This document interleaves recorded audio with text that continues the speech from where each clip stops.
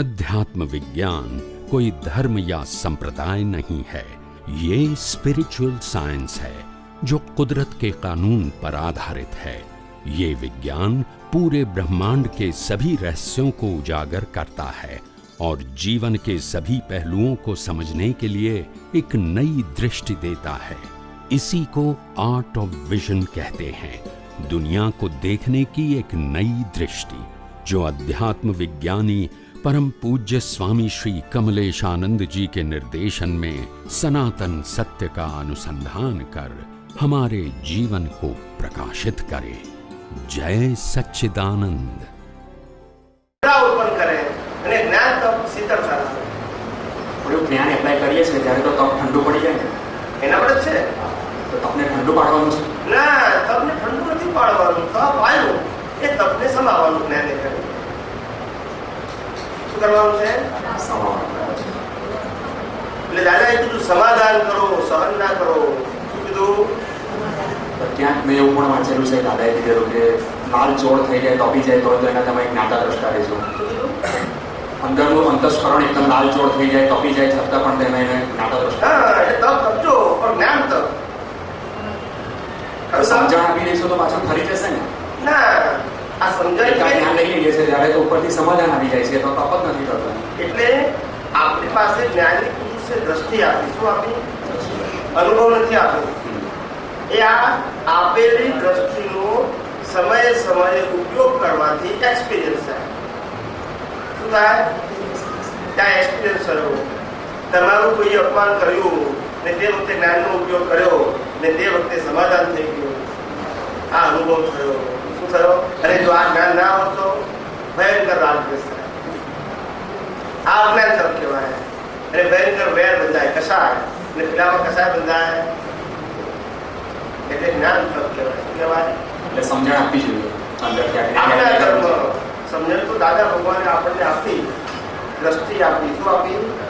એ દ્રષ્ટિનો ઉપયોગ કરવાનો. શું કરવાનો? ઉપયોગ કર્યા વગર અનુભવ થાય. એક કાકા હતા, તે બીમાર પડ્યા ગામડાની અંદર. તે પછી ઘરગથ્થુ ઉપાય કર્યો. શું કર્યો? ઉકાળામાં આવે ને ફાટ્યું આવે બધું કરે ને, તો બધું ઘરવાળાએ બધું આપ્યું. 3 દિવસ થાય તો તાવ મળ્યો.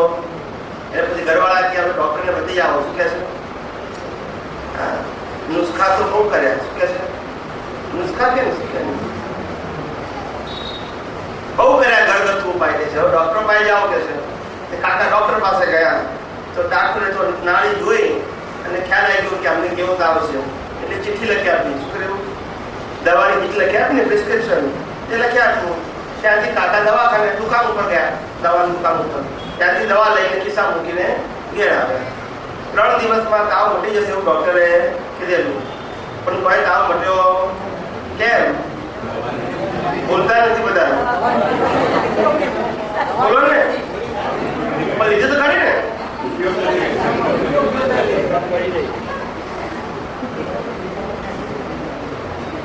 કોઈ વ્યક્તિ કાકાને શું પૂછે? દવાખાને જઈ આવ્યા? દવા લઈ આવ્યા? ખાધી પૂછે ને. એ 3 દિવસ થઈ ગયા, ડાક્ટર પાસે દવા લઈ આવ્યો પણ હજુ રોગ મળતો. એમાં આપણે જ્ઞાની પુરુષે જાણ્યું કે આપણે બધા આત્માના મરીજ છે અને જ્ઞાની પુરુષ આત્માના ડોક્ટર છે. શું છે? જ્ઞાની પુરુષ આત્માના ડોક્ટર છે, આપણે બધા આત્માના મરીજ છીએ. શું છે? મરીજ એટલે પેશન્ટ. હવે આ રોગ કાઢવા માટે જ્ઞાની પુરુષે 5 આજ્ઞારૂપી મેડિસિન આપી. શું આપી? પણ આપણે તો અહીંયા જ રાખી ઉપયોગ કરીએ. બધી કડકડાટ મળે તેની મળે નહીં, ઉપયોગ કરવા પડે છે. એટલે ના સમજાયું? જે આવે છે તે આજ્ઞા નથી પડાતી એટલે જ આવે છે. નહીં, તપ તો ઉદય કર્મને આધીન આવે છે. એમાં આજ્ઞા પાળવો તે પુરુષાર્થ છે. આજ્ઞા નથી પાડતા તપ નથી આવતું. તપ તો પરિણામ છે. પણ આજ્ઞા પાળીએ છે ત્યારે જ તપ આવીને ઊભું રહે છે. એવું બને ને? આજ્ઞા પાડીએ આપણે ના પાડીએ તો ના આવે. આજ્ઞા પાડીએ તો વધારે તો કરે કે ભાઈ હવે અહીંયા આપણે જે આપણને નથી ગમતું ત્યાં જ આપણે ગમતું કરવાનું હોય. એટલે આજ્ઞામાં રહીએ તો જ એ વસ્તુ બને. બાકી આપણને જે ગમતું હોય તે થયા કરે તે તો આજ્ઞા આવતી જ નથી ત્યાં. એને કારણે ઊભું થાય ને. એટલે આ સમજવાનું છે. આપણે સમજવાનું વાત છે કે અનાદિકાળથી આ ગમતું અને ના ગમતા ના બંધોમાં પડ્યા રહ્યા આપણે, ને એનાથી આ રાગ દ્વેષ બંધાયા. શેનાથી બંધાયા? ગમતા ને ના ગમતા દ્વંદ્વોની અંદર, ડ્યુઆલિટી ની અંદર રહ્યા, જીવ્યા. એનાથી રાગ દ્વેષ થયા. શું થયા? એનાથી આ કર્મ બંધાયા, કસાય થયા. એ કસાયથી આ પ્રકારના કર્મો બંધાયા અને કર્મથી અજ્ઞાનતા, અજ્ઞાનતાથી રાગ દ્વેષ, રાગ દ્વેષથી કસાયો, કસાયોથી આ પ્રકારના કર્મ અને કર્મથી જન્મ મરણ. સમજાયું? હવે એની સામે, અજ્ઞાનની સામે જ્ઞાન મૂકો. શું મૂકો? તો જ્ઞાન એટલે લીધેલું એ જ્ઞાન નહીં, ઉપયોગ કરી એને જ્ઞાન કહેવાય. તો કે પ્રાપ્ત કરેલું જ્ઞાનનો ઉપયોગ કરીએ તે જ્ઞાન.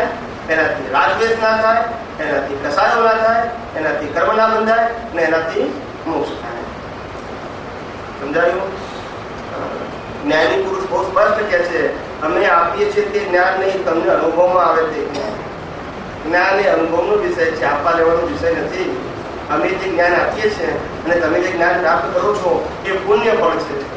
શું છે? ગયા અવતારની પુણ્યનું ફળ છે. એ પુરુષાર્થ ફળ નથી આ અવતારનું. હવે આજ્ઞા ધર્મ પાડો એ પુરુષાર્થ છે. શું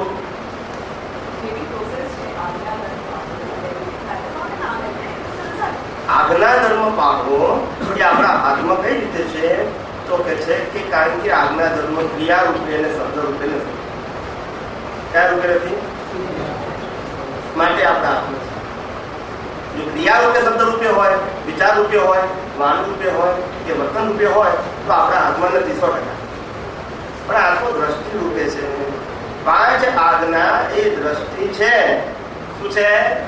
એ ક્રિયા નથી અને શબ્દ નથી અને વિચારે નથી. શું નથી? ત્રણે વસ્તુ પરિણામ છે. દ્રષ્ટિ એટલે જેવી દ્રષ્ટિ એવી, દ્રષ્ટિ એવી. તો હવે આજ્ઞા ધર્મથી આ જગતને જોશો તો તમારી સૃષ્ટિ બદલાઈ જશે. આજ્ઞા ધર્મથી નહીં જુઓ તો તમારી સૃષ્ટિ મિકેનિકલ જેમ ચાલે છે ચાલ્યા કરશે. દ્રષ્ટિ છે, આ દ્રષ્ટિ બદલવાની છે. ક્રિયા બદલવાની નથી, ધર્મ બદલવાનો નથી, ભાષા બદલવાની નથી. અને બદલાયેલી દ્રષ્ટિથી સંજોગો જોવાના છે. એમનો આજ્ઞા ધર્મનો પુરુષાર્થ. જે પહેલા અજ્ઞાન દ્રષ્ટિ જોતા હતા જગતને, એના કારણે રાગદ્વેષ હતા. હવે એ જગત અને એ જગતના સંજોગો આપણે જ્ઞાન દ્રષ્ટિ જોવાના છે. એ જ્ઞાન દ્રષ્ટિ એ જ આજ્ઞા ધર્મ. કોઈ ચમત્કાર નથી, કોઈ ક્રિયા કરવાની નથી, કોઈ ત્યાગવાનું, કોઈ છોડી દેવાનું, ગ્રહણ કરવાનું, એવું નથી. એટલે પુરુષાર્થ એ દ્રષ્ટિ છે, ક્રિયા નથી. શું નથી? દ્રષ્ટિ છે, ક્રિયા નથી. એટલે આ 5 આજ્ઞાનો દ્રષ્ટિનો પુરુષાર્થ એ તમને દરેક સંજોગોની અંદર મન, વચન, કાયાથી મુક્ત રાખે છે. શું રાખે છે?